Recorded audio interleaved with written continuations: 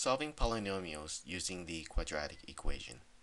In this problem, we are going to solve 4x squared minus 2x minus 2 equals to 0. Step 1. Identify a, b, and c from the standard form. And the standard form is ax squared plus bx plus c equals to 0.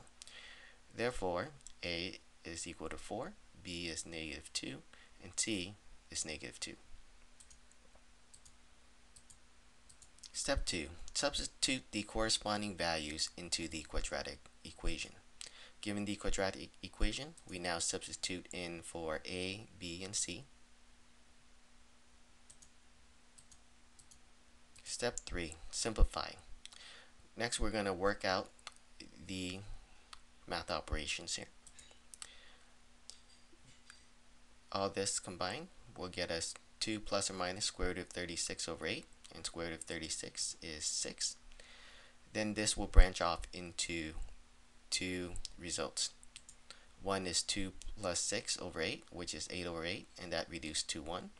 And the other result is 2 minus 6, which is negative 4 over 8, and that reduced to negative 1/2. And therefore our answer is 1 and negative 1/2, and this completes our problem.